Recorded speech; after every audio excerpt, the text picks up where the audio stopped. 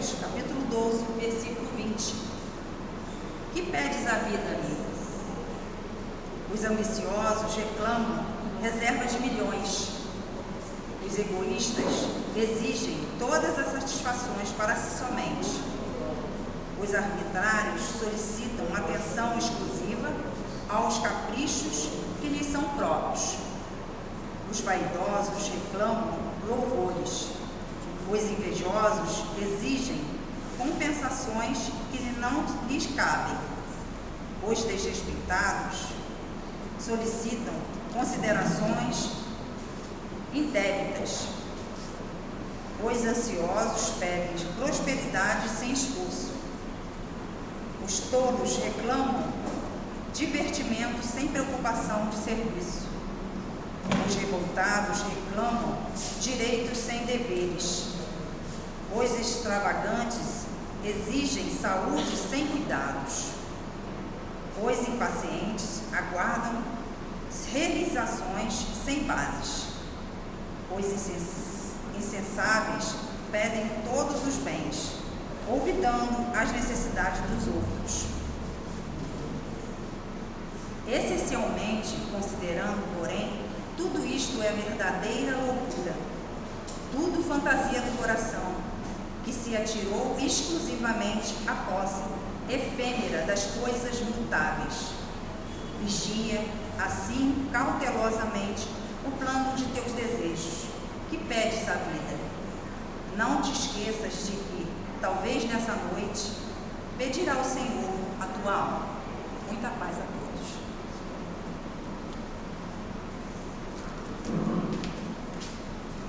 Então vamos fazer a nossa prece, pedindo ao Senhor Jesus a permissão para que o companheiro Adamastor traga para nós o que estudou, que os nossos pensamentos, os nossos sentimentos possam auxiliá-lo nessa noite e que também, Senhor, consigamos acalmar nossas dores e aflições, que aqueles que estiverem também nos acompanhando pela transmissão online recebam onde estiverem a mesma paz que aqui encontramos.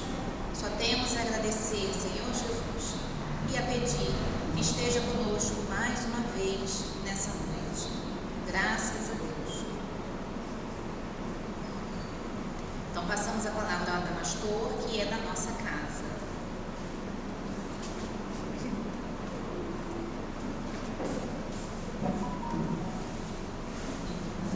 A todos, nosso cordial boa noite. Que Jesus possa nos envolver em sua paz e nos estimular a nossa atenção durante a nossa conversa para que essa ferramenta realmente seja útil para as nossas vidas. De novo, ano novo. Né? De novo, ano novo. Estávamos lembrando aqui que nós já estamos há 65 anos novos. Né? Há aqueles que estão há mais tempo, há menos tempo, mas no meu caso são 65, né? Oportunidades de reavaliação, de revisão. Mas é interessante, né, a gente pensar nessa data, porque é a revisão mais longa, né? A gente assim, não, mas todo dia a gente revisa, não, mas essa é a prova final, né? Aquela revisão mais longa, de um ano, né, inteiro, em que a gente precisa pesar mais coisas, né, mais atitudes. E a proposta da doutrina espírita é sempre essa, sempre. Você está reavaliando a cada momento, né? Lógico que a cada dia, né, a gente dorme, né, e não se lembra, na maioria das vezes, o que aconteceu durante o nosso sono. No outro dia acordamos e a sensação é sempre essa de renovação, de uma nova oportunidade. É que a gente vai atropelado aí pela rotina, né, pelos compromissos, os afazeres, aí os despertares, né, a cada dia se tornam uma emenda da tensão anterior, né? Então há um estresse anterior que se emenda no estresse no dia seguinte, as preocupações que se avolumam, né, de todos os matizes aí, e a gente cai nessa rotina sem a possibilidade dessa avaliação, dessa oportunidade que é todo dia seria semelhante, a gente desencarna todo dia, né? Porque se a gente não lembra o que aconteceu, apagou, né? E aí é uma uma espécie de desencarne temporário. No outro dia a gente desperta novamente e pode novamente reinsetar outras oportunidades, reavaliar os valores, repensar a vida. Mas essa história do Ano Novo é uma coisa antiga, né? Lá já os romanos já comemoravam lá o deus Jano, né? Daí gerou a palavra janeiro, que era o deus, os romanos tinham deus para tudo quanto é coisa, né? Então era o deus dos portões. Era o deus dos portões, aquele que tinha duas faces, uma face virada para frente e outra virada para trás. A que projetava-se na análise do futuro e a que revisava o passado. Então eles já comemoravam isso, né? Mais tarde, os países que adotaram aí o calendário gregoriano, que a gente usa, vão usar, né, com essa possibilidade de renovação, dessa comemoração aí, de que finda, né, um período e recomeça um outro período. Os franceses denominaram de Réveillon, né, que é a palavra que passou a dominar aqui no nosso ocidente. Então, a palavra Réveillon, né, que vem do verbo réveiller, que significa acordar, mas que também tem um significado figurativo de reanimar, as duas coisas. Isso vai acontecer, vamos pegar nessas comemorações na França em que se tinha uma comemoração mais longa à noite, então era para se manter mais tempo acordado, né? Então esse sentido de despertar. Interessante que na origem eles dão o mesmo nome para o dia 31 e o mesmo nome para o dia 24 de dezembro, que a gente chama de ceia, né? O dia da ceia. Não sei se hoje eles utilizam isso, mas historicamente sim, significava as duas pernoites, né? Que ia se demorar mais. Então essa comemoração vai sendo, né, ao longo da história, assim como o Natal, sendo inseridas, né, uma série de atos, uma série de ritualísticas, né? E hoje a gente observa que existem bastante rituais, né, no ano novo aí, a gente vê as pessoas aí bem vinculadas nessa ideia, né? Aqueles que acham que é obrigado a usar roupa branca, né? Aqueles que acham que tem que ir para a beira do mar, né? Aqueles que acham que tem que pular 7 ondas, né? Que vão fazer pedidos, né? Uma série de ritualísticos que são, na realidade, uma espécie de sincretismo, né? Em que reúne pontos, né, das várias filosofias e culturas religiosas, vão se somando, né? E nós somos aí esse mosaico, né, de hábitos e de rituais que dão esse tom, né, essa especialidade a esse momento, mas que em realidade para a doutrina espírita é mais um dia, né? É mais um dia, é mais um período em que a Terra deu seu giro completo em torno do Sol, né, e que no outro dia o Sol vai surgir novamente pelo momento rotatório da Terra. É nesse sentido. Mas para nós isso é um símbolo forte. Um símbolo forte. A gente precisa analisar com equilíbrio e aproveitar, né, essas oportunidades. A gente não pode entrar, obviamente, que a pretexto, né, de uma filosofia religiosa, vamos aí, não, nada disso é uma bobagem, nada disso importa, isso não tem importância nenhuma, é um radicalismo, né? Que não é o ideal, né? A gente sabe que a posição do equilíbrio é a que mais nos interessa. Então, se as pessoas, nesse momento, estimulam-se através dessas ritualísticas, desses hábitos, dessas convenções, há uma mudança sincera, há uma revisão sincera das suas atitudes, dos seus projetos, é válido, é extremamente válido. Se nós temos, nesse contexto, uma atitude de aproveitadores do momento, né, para usufruirmos o máximo da materialidade, nesse dia vamos beber bastante, vamos comer bastante, né, vamos nos desequilibrar bastante, aí ela perde o seu valor, como qualquer outra atitude, qualquer outra comemoração humana. Mas fugindo disso, ela tem a sua validade. Então a gente entende que é mais uma oportunidade de reavaliação, mais uma oportunidade de reflexão, né, em que a gente vai começar aquele nosso regime sério, né, vamos controlar aí os níveis de açúcar, né, vamos controlar os níveis de gordura, né, vamos tentar tirar uma vida mais saudável a partir de um projeto, né, vamos dar aquela iniciada na academia que está prometida há um ano, geralmente leva-se um ano prometendo, né? Aproveitando que é o período de verão, que é a hora que a gente se anima mais a esses processos. E aí são reavaliações que a gente vai fazendo. Como é que foi? Santo Agostinho, por exemplo, no Evangelho, ele faz uma proposta mais audaz, né? E que ele fazia quando estava encarnado aqui, que é aquela autoavaliação noturna. Todo dia, antes de dormir, ele passava em revista as atitudes dele do dia.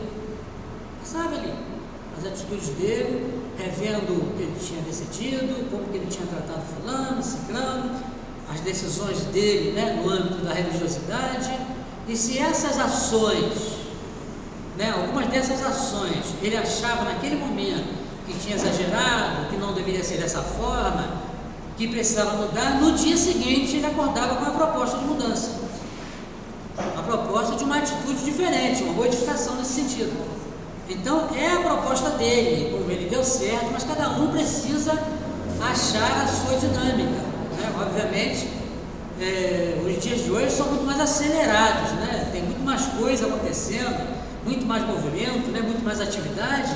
Então geralmente nós temos dificuldade até de fazer a prece noturna, né? Nós normalmente reclamamos disso, nós começamos e apagamos, dormimos antes mesmo que nós concluamos a nossa prece.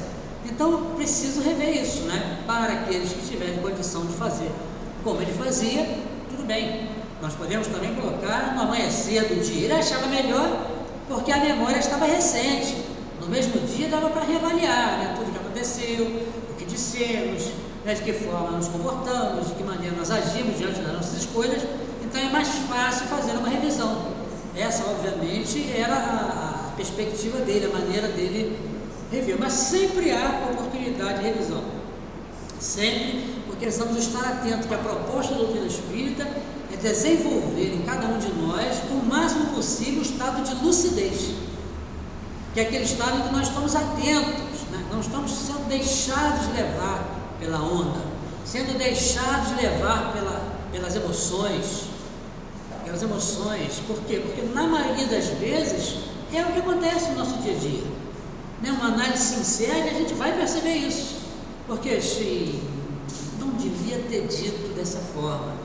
Puxa vida, aquele momento que eu tive com fulano, com meu amigo, eu falei dessa maneira, mas não precisava ter agido dessa forma, porque nós fomos levados por um padrão de reação, né? É uma reação. Existe um psicólogo americano chamado John Paul, que ele diz que nós somos muito mais reatores do que atores. São muito mais reações do que ações propriamente ditas.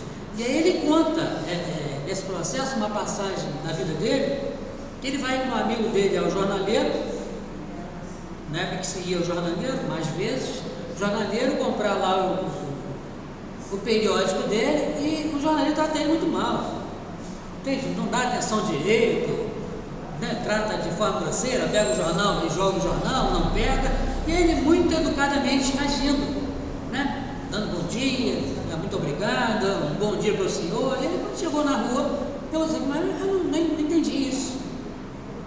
O rapaz te tratou da pior forma possível, te tratou mal do início ao fim dessa linha, e você trata ele com a educação. Olha, isso é muito simples, porque eu não quero que ele me diga a forma que eu tenho a agir, porque se eu reajo com o padrão dele, ele que está me dirigindo, ele que está determinando como eu vou agir.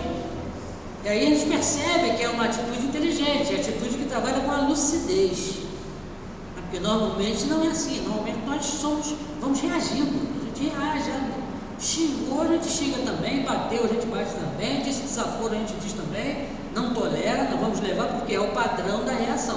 Se nos tratam bem, nós tratamos com educação, né? Com suavidade, porque fomos tratados bem. Então nisso a gente vai percebendo, e a doutrina espírita, como é a mensagem de Jesus rediviva, né, trazida para a atualidade, a gente percebe que é um ponto forte, de que não há nenhuma qualidade em agirmos igual àquele que nos maltratou, porque aí está igual, está 0 a 0, ou 1 a 1 se preferir, a coisa está no mesmo nível, não há nenhuma qualidade. Então quando nós tratamos bem aqueles que nos tratam bem, Qual é o lucro, né? Qual é a diferença nisso aí? Nenhuma, absolutamente. Né? Nós estamos trabalhando no mesmo naipe, estamos reagindo. Então a proposta de agir, que é a base, né, sólida da mensagem de Jesus, é que nos interessa. Isso só vai acontecer na medida em que formos reavaliando a nossa maneira de ver a vida, de encarar os fatos, de comentar os fatos, de analisar as notícias, de analisar o que o outro diz, traçando a cada dia uma análise mais lúcida, mais equilibrada. Isso é uma construção gradativa, porque nós repetimos, nós temos dinâmicas diferentes. Então não adianta a gente usar o companheiro mais avançado como espelho e acharmos que vamos caminhar na mesma velocidade dele. Na maioria das vezes nós não vamos, porque nós sabemos na doutrina espírita de que aquele que já possui qualidades que nós admiramos, ele já a construiu antes, no passado, não é de agora. Então com isso a gente precisa acalmar esse nosso ímpeto e traçar uma dinâmica muito particular para a gente, porque senão a gente cai naquela que assim, lê um livro que fala da história de Chico, se empolga e acha que amanhã, que eu já acabei de ler hoje, eu já vou ser semelhante, tá? Eu já não cometo mais esse erro, não cometo mais, e vai se decepcionar, porque vai cometer, porque isso é uma construção de amadurecimento psicológico.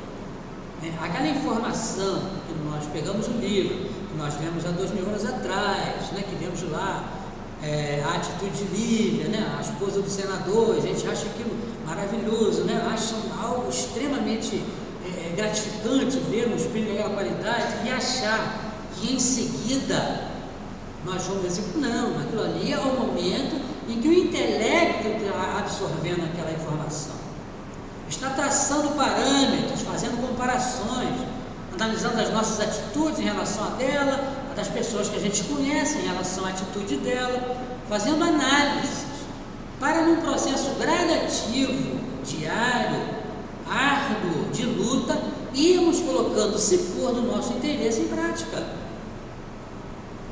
Se for do nosso interesse. E as coisas, quando são do nosso interesse, nós fazemos. Porque às vezes a gente está em casa, é o dia da reunião no centro, né? Mas hoje, acho que hoje eu não vou não, acho que vou deixar para depois, né? É o nosso dia na academia, hoje eu não vou não, hoje está chovendo muito, não vai ninguém, né? A desculpa do Mariel, hoje não vai ninguém, então eu vou, mas no trabalho a gente não faz isso, né? No trabalho a gente levanta a mesma hora, vai, aquele compromisso, por quê? Porque é o nosso sustento. Sem trabalho, nós não vamos ter tudo mais, não vamos ter alimentação, onde morar, é muito complicado. Então há uma força que nos impulsiona a esse compromisso. É preciso buscar essa força para as outras coisas. Porque na visão espírita, nós sabemos que não estamos aqui por primeira vez e não vamos voltar por última. De que nós não somos esse corpo físico, somos uma entidade espiritual que vai continuar experienciando várias encarnações. E se isso é fato, está constatado, nós precisamos medir aquilo que é importante em relação àquilo que é essencial. Então é importante a manutenção do corpo físico, é importante a manutenção do trabalho, é importante a manutenção das atividades ligadas ao mundo material, mas é essencial a nossa ligação com a visão espiritual. Porque o desencarne é assim, num segundo. E aí desapareceu o emprego, desapareceu a casa, desapareceu a família, desapareceu tudo aquilo que nós julgávamos essenciais, que nós não abríamos mão. Nem para lidar com o filho, lidar com o irmão, com a irmã, dar atenção ao vizinho. Nós somos muito ocupados, isso agora não dá, eu tenho compromisso, eu tenho que planejar, eu tenho que fazer, enfim. Todas aquelas atividades são muito importantes. Mas aí, como o fenômeno da morte é algo inquestionável, nós podemos questionar tudo, dizer que não existe Deus, né? Dizer que não existe espiritualidade, que a reencarnação é uma baboseira, tudo isso. Mas e a morte? Não, a morte é fato. Pois é. E é esse fato que nos deve impulsionar as análises, as revisões, as reciclagens sobre as nossas ações, as nossas escolhas, para que o essencial seja preservado. Mas então eu vou viver enfurnado no centro, porque o espiritual é o essencial? Não, em absoluto. Nós vamos levar o essencial para o nosso cotidiano.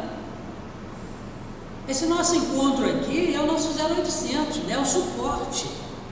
É onde a gente viemos aqui nos abastecer, recarregar o nosso sistema, né? Aplicar aqui um antivírus aí rapidinho para dar uma analisada, ver como é que está a situação, né? Porque o ambiente aqui é favorável, porque a espiritualidade trabalha permanentemente, mantendo, né, esse ambiente com uma psicosfera do lado extrafísico extremamente positiva, proativa no sentido de nos estimular as ideias melhores, as realizações, nos estruturamos e vamos para a vida diária.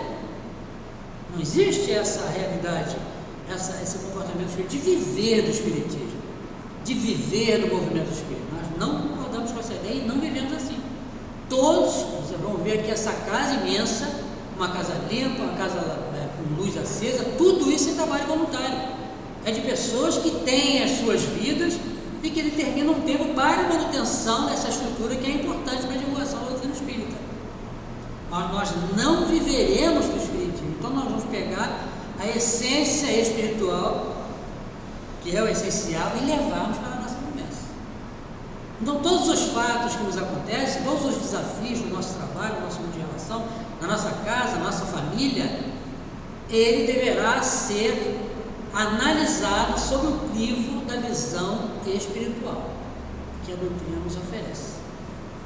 Dessa forma, nós vamos nos proteger dos nossos desvios, das nossas repetições, porque os nossos erros, os nossos enganos, eles são frutos de repetição. Nós viemos a várias vidas com um padrão de comportamento semelhante.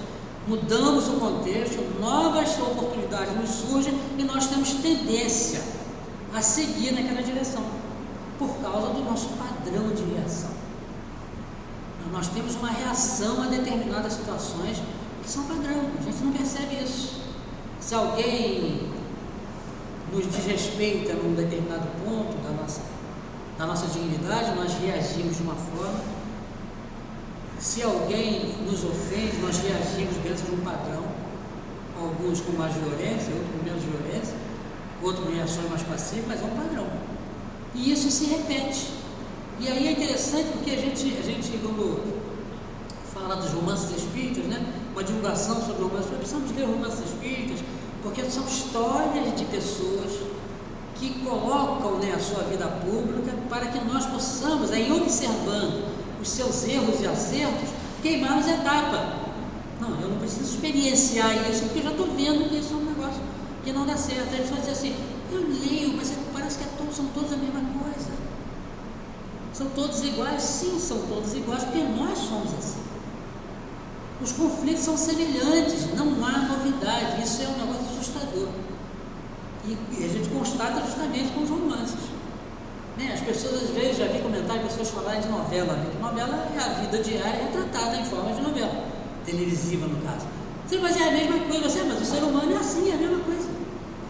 Mas gente, eu boto no jornal todo dia, mas é a mesma coisa, é assim, as nossas ações são a mesma coisa, porque é um padrão de repetição, um padrão de comportamento, de atitude, que se repete. Então é isso aí que a gente precisa quebrar. A gente precisa quebrar. E é interessante que, não querendo fazer apologia, né, à nossa maneira de ser, ao nosso comportamento, mas apenas para constatar o fato que nós tivemos a oportunidade, isso já há bastante anos, de encontrar, muito tempo depois, quando nós já estávamos na doutrina espírita, nós nos encontramos tivemos contato muitos anos e nos encontramos quando já éramos espíritas. Houve um lapso aí de 20 anos aproximadamente, né, desse contato.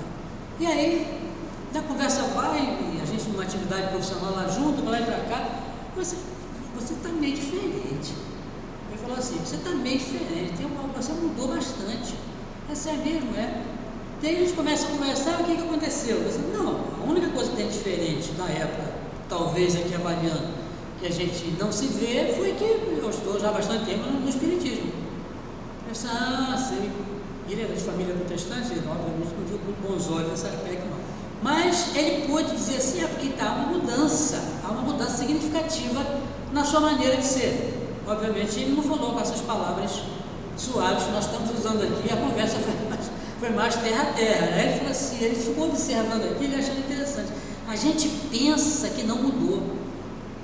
É interessante isso. Às vezes a gente conversa com amigos aqui do movimento espírita e diz assim, eu fico preocupado, mas porque eu já estou há tanto tempo e eu não percebo mudança.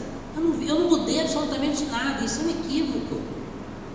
É que a gente não tem a noção desse contraste. Aí quando você encontra alguém que não te vê há muito tempo e tem uma oportunidade de convivência, ele vai perceber.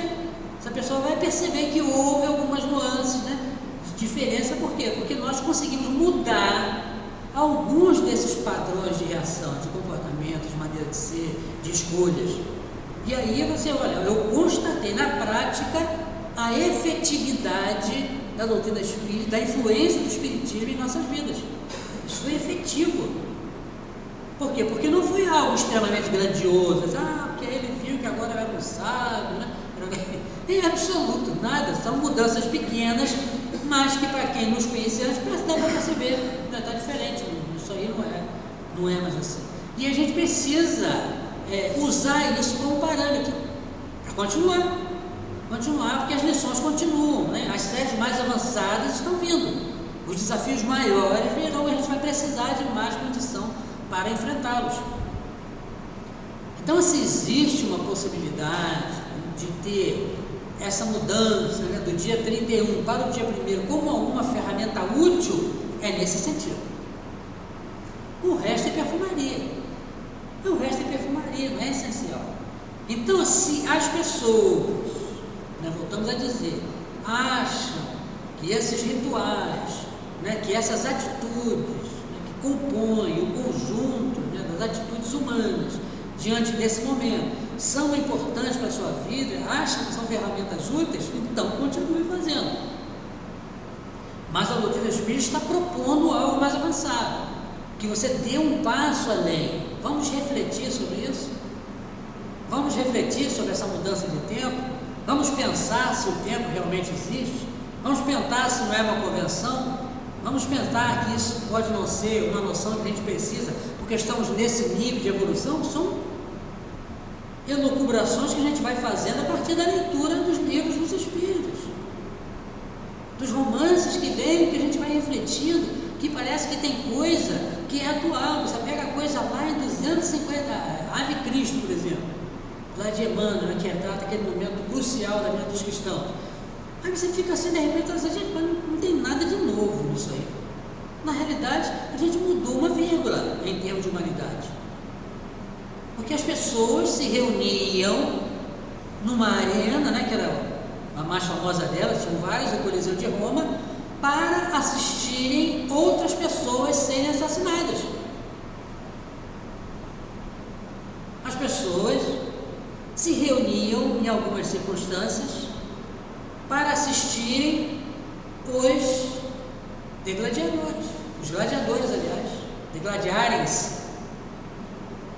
Não é? E quando vencia o outro, quem é que decidia se era para matar ou não? Nós, porque a gente não vai imaginar que a gente estava no paraíso e fomos jogados aqui na terra, não. Nós somos desse nível, viemos aí na esteira da história, habitando em várias dessas civilizações. Aí nós perguntamos, o que mudou? Nós temos um canal na TV por assinatura e passa diariamente luta.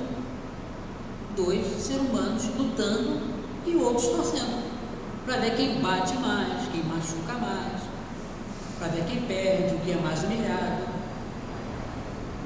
Podem chamar de sofisticado, não é bem assim, né? Não é assim que funciona, as coisas. Sim, é assim. É o mesmo sentimento que não usa o mesmo tipo de espetáculo, que não dá mais. Não dá mais. Mas a gente vê brigas em lugares que tem uma quantidade de pessoas e as aglomerações dificilmente são para apartar. você vai encontrar naquele meio 1, 2, 3 corajosos que enfrentam, né, a agressão lá para separar, mas o resto é torcedor. O resto é torcedor, que acha engraçado, que grita, que torce. Então, nesse sentido, a gente vai vendo que tem coisas que precisam mudar, precisa de um paradigma novo, precisa de uma revisão, é preciso mudança, e essa proposta é a proposta da doutrina espírita, porque ela é baseada na mensagem de Jesus. E Kardec vem em nosso socorro falando lá no Evangelho, dizendo que reconhece-se o verdadeiro espírito pelo esforço que emprega por domar as suas más inclinações. Olha que coisa interessante, a gente encontra pessoas que dizem assim: não, eu não sou espírita. Não, mas você já está bem uns 10 anos indo lá. Não, mas eu não sou espírita ainda, porque eu não tenho esse nível. Mas que nível? Se o codificador propôs que o verdadeiro espírita é aquele que está num processo de construção, ele não disse o verdadeiro espírita é aquele que já domou suas más inclinações, disse isso? É aquele que já domou suas más inclinações em absoluto. É aquele que se reconhece pelo esforço, olha só, acontecendo, né, um processo fluindo, pelo esforço que emprega por domar as suas más inclinações. Aí essa é a proposta. Aí sim, aí o ano novo vai vir com tudo. Vamos nos agarrar a esta virada, né? Vamos gritar meia-noite 1, vamos fazer mais com essa proposta, com essa firmeza de caráter, assumindo o compromisso, porque senão, fazendo uma análise, né, com equilíbrio, uma análise com lógica, assim, não precisa, não gaste todas as suas energias só nesse dia, nessa hora, porque são minutos, né? Se a gente analisar bem, aquela manifestação é 1, 2 minutos. Todo o resto é adereço, né? Aqueles minutos ali na virada, né? Como é chamada. Não precisa, porque todo dia tem uma virada. Todo dia tem um ano novo. Todo dia tem uma oportunidade nova. A toda hora tem uma oportunidade nova. Precisamos estar atentos, desenvolver aquela ferramenta lá do nosso amado São Luís, lá no Evangelho do Espiritismo, da autoanálise, de rever isso aí. Então, esse ano nós vamos mudar. Esse ano eu vou ser menos passional, esse ano eu vou tentar buscar mais equilíbrio, né, mais sabedoria. Vou ver aquela minha atividade no centro, né, que eu tenho deixado de lado, não tenho conseguido muito, tenho sobrecarregado os companheiros lá, porque eu não tenho ido. Vou procurar a equipe que organiza a Casa Espírita, ver se não tem alguma atividade em que eu possa colaborar no meu nível, na minha maneira de ver, né, com o conhecimento ainda pouco que eu tenho, será que eu tenho que participar? Vou procurar esse ano saber como é que funciona a Casa Espírita, como é que funciona isso, né? Toda vez que eu chego aqui, ele tem uma cadeira limpinha, tem luz acesa, tem luz, tem até ar-condicionado ligado. Mas nós estamos em 2023, né, nessa temperatura agradável. Como é que é isso, gente? Como é que funciona isso? Vou procurar saber. Porque isso gasta luz. A luz é paga, né? Porque ainda não vai doar a luz para a instituição, não doa. É paga. Como é que funciona isso? E aí? Como é que vocês fazem? Nós não cobramos o dízimo, vou logo adiantando aqui para ninguém ficar assustado. A gente não cobra, né? Então vê como é que funciona, procura saber. Esse ano eu vou procurar saber isso. Tem uma maneira de eu me cadastrar, de eu me tornar associado, de eu ser um colaborador? Como é que funciona essa campanha do quilo aí que vocês falam toda segunda-feira? Como é que funciona isso? Que dia é? São quantas famílias? Tem mais famílias? Eu posso ajudar? Como é que é isso? E aí são modificações, eu estou revendo. Não, um tempo do trabalho, né? Não, eu trabalho muito, mas tem que ter um tempo. Há um tempo que eu consigo tempo para me divertir, eu consigo tempo para passear, e não consigo tempo, né, para estar vinculado a esse movimento, porque não tem aquele significado do passado, né, de que nós íamos, né, a reunião lá da filosofia que nós fazíamos parte, ouvir o sacerdote falar, né, naquele nosso compromisso com Deus naquele dia. Hoje já cumpri meu compromisso com Deus. Não era esse sentido. Era o sentido que nós vamos colaborar com um núcleo de atividades muito positivo, que ajuda no esclarecimento das pessoas para que elas enxerguem a vida como ela é, não só no enfoque material, não só na abordagem material, não só no aspecto da prosperidade financeira, do sucesso financeiro, em absoluto. Isso aqui nem é aspecto importante. Isso é coisa do foro íntimo de cada um, da escolha de cada um, mas do nosso crescimento espiritual, a gente tem que sair dessa encarnação numa condição um pouco melhor, né? Nós dizíamos que o nosso amigo tinha observado em nós algumas características boas. Essas características, se a gente não cuidar, não regar, elas se perdem, né? A gente conhece bastante casos, inclusive a gente tem que ficar atento que hoje a gente aprendeu, mas lá na frente, de novo, a gente comete os mesmos enganos. Então é algo que precisa realmente ser cultivado, né? Precisa ser trabalhado. Então vir à casa espírita vai ter esse significado, porque eu vou fazer parte, além de receber, eu quero doar, colaborar com esse núcleo de luz, de iluminação espiritual que está aqui, fincado nessa localidade há quase 100 anos, porque todos vamos participar dessa forma. Como é que funciona, como é que é isso? Nós vamos tomando contato com isso. Assim a gente vai participando e automaticamente, sem a gente perceber, a gente vai tendo modificações. A gente vai ouvir uma palestra aqui, participa do grupo de estudo sistematizado ali, né, um texto, se debate esse texto, se fala sobre ele, porque temos isso também na Casa Espírita, né? Para aqueles que não conhecem, né? Por acaso estejam ouvindo pela primeira vez, nós temos a nossa palestra pública hoje, mas nós temos os nossos grupos de estudo, porque a doutrina espírita não tem jeito, tem que estudar. Não dá para ficar ouvindo aqui o palestrante e achar que a situação está resolvida, não. A gente apresenta aqui flechas, pontos que despertem a nossa curiosidade e vamos em busca de aprofundar o nosso entendimento. Para isso existem os grupos de estudos. Os grupos de estudos dão essa oportunidade, porque aqui vocês estão só ouvindo. Nos grupos de estudo nós vamos debater, vamos discutir as ideias, vamos avaliar os pontos abordados, baseados sempre nas obras espíritas. Então a gente vai percebendo que há muito mais coisa nessa ideia de ano novo, né? Então nós dizíamos no início, de novo é ano novo, é para a gente não se comportar como se fosse algo, uma novidade. Não tem aqui no salão nesse momento ninguém que tenha 4 anos de idade, 10 anos de idade. Então mais de 10 anos novos já vivenciamos à frente. Então como é que foram aplicados?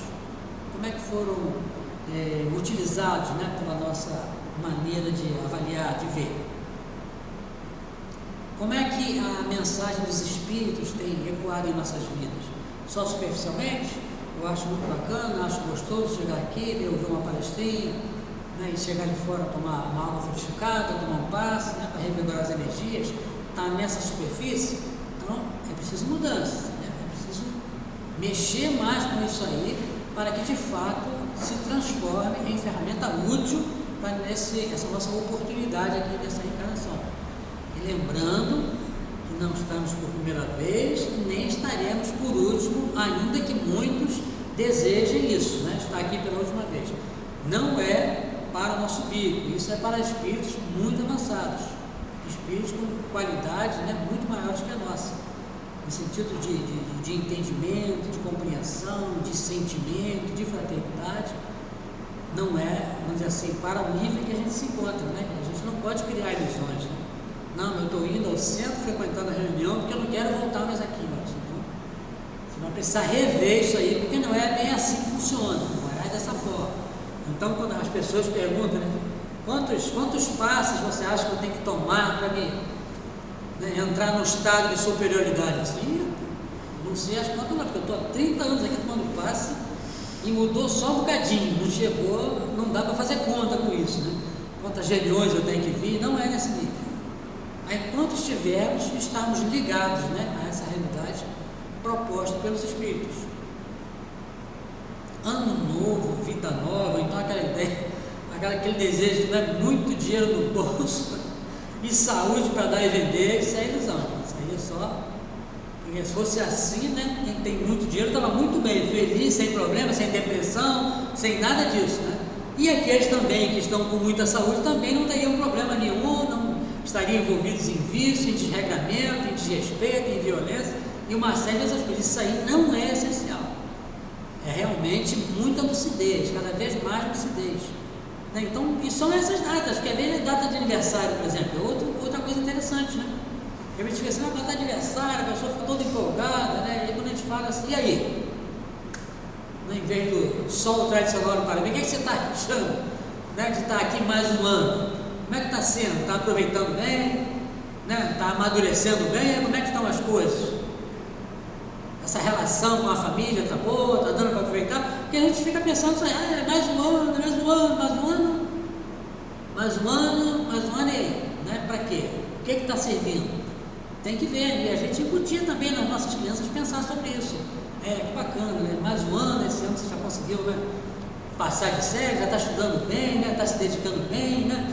Tem respeitado papai e mamãe, tem sido uma criança bastante legal, para avaliar, para já começar a aprender a avaliar a oportunidade, porque senão não tem valor nenhum nessas comemorações. Mais um ano de desequilíbrio, né? Mais um ano de atrocidade, mais um ano de desavenças, mais um ano de intolerância, não teria nenhuma validade, né?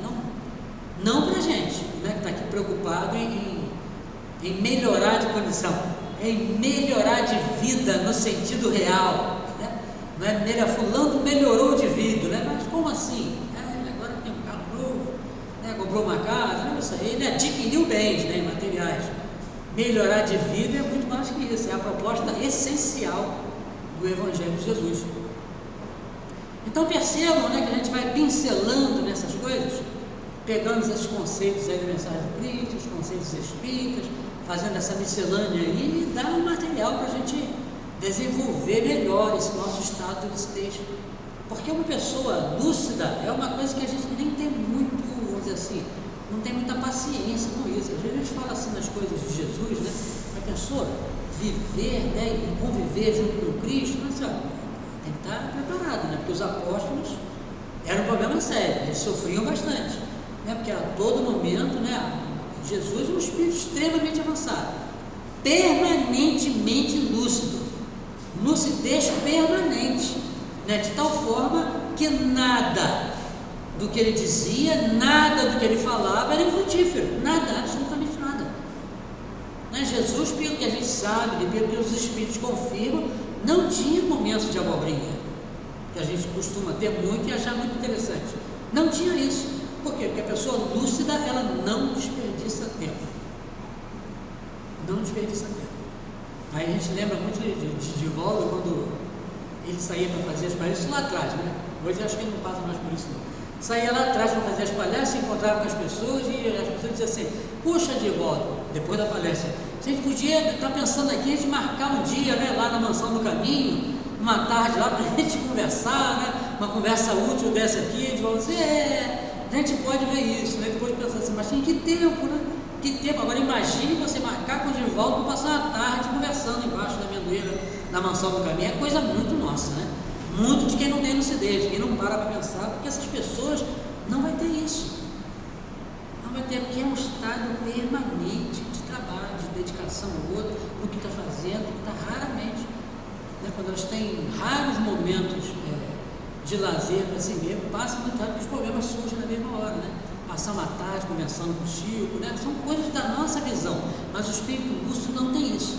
Então a convivência com Cristo, a gente fica imaginando que devia ser algo estonteante, no sentido mais amplo, porque todas as nossas atitudes tinham que ser proveitosas, né? Nós nos sentiríamos crianças, né?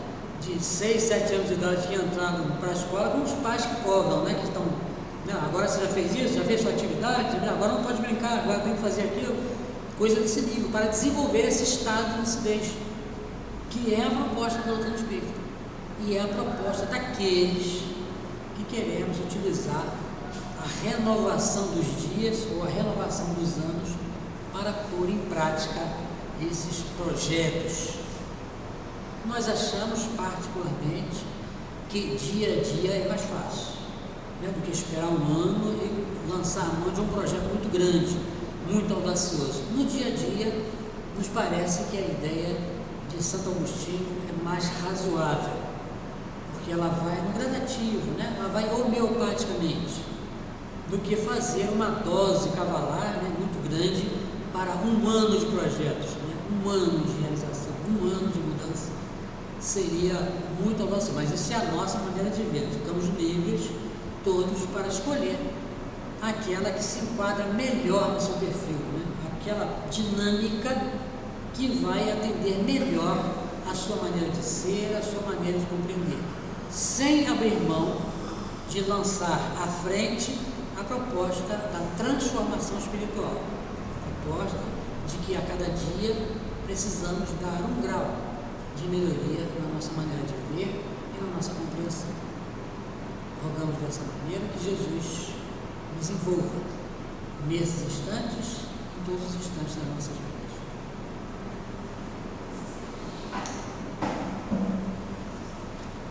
A prece. Vamos então concentrar as nossas ideias, os nossos sentimentos,